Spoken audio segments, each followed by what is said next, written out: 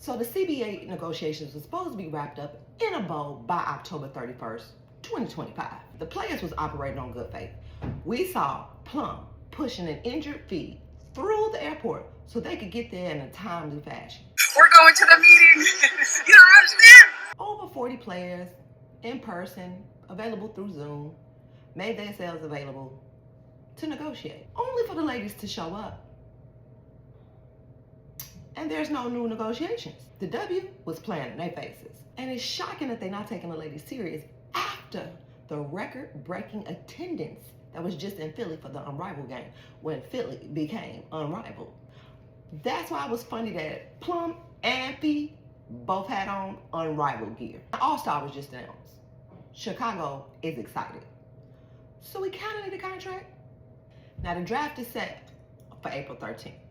We got 3 months to tip off. We need a WNBA draft. If they keep hemming and hawing, how are they gonna keep up with that new media deal? Because once you run out of days and you can't take up the dates, then aren't they gonna owe some money back or something? So I'm guessing they're gonna have to come to their senses soon, because they're running out of leverage. And apparently the W has never missed any days due to non-playing. But in December, when the hemming and hawing started, it was voted on that striking can happen. Now in December, the ladies proposed raising the cap to $5 million and their max salary to about 1.3. Over time, the deals would increase. Over time, the max salary would increase and several of the players would be available for them. The minimum salary would start at about $230,000, which is about the highest now, which only Jackie Young and Kelsey Mitchell seem to be benefiting from. Now the average salary would start at about $530,000. This would include a base salary and revenue sharing. Players want about 70% of the net. Previously, that deal was about $1.5 million, and the minimum salary was about $66,000. Supermax being $250,000. So the ladies came up with a 30% gross revenue, moving the salary cap up to about $10.5 million in 2026. Yay, what are we doing, baby?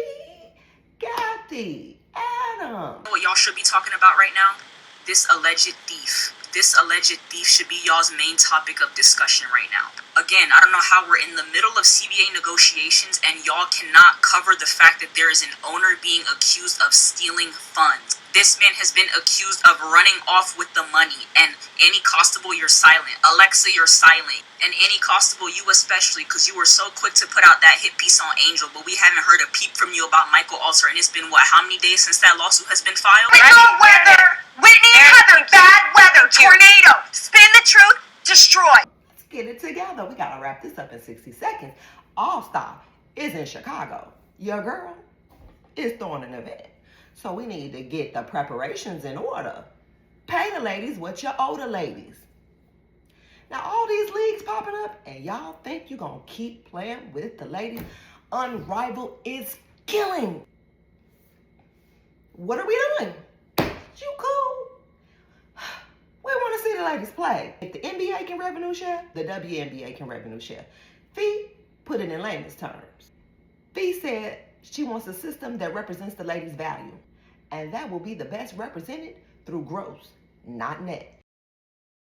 Or we can, if the WNBA doesn't get it together, Fee and Stewie gotta be cooking up something. I hope Fee and Stewie are working behind the scenes, and y'all know exactly what I'm talking about. If the level of financial fraud in the WNBA is really to the level that I think, then these ladies are not going to get what they're asking for. Simply, they're not getting it. So in my opinion, it's time for a strike, and it's time to start figuring out how we're going to expand Unrivaled into 5-on-5. We don't watch sports, we watch Angel.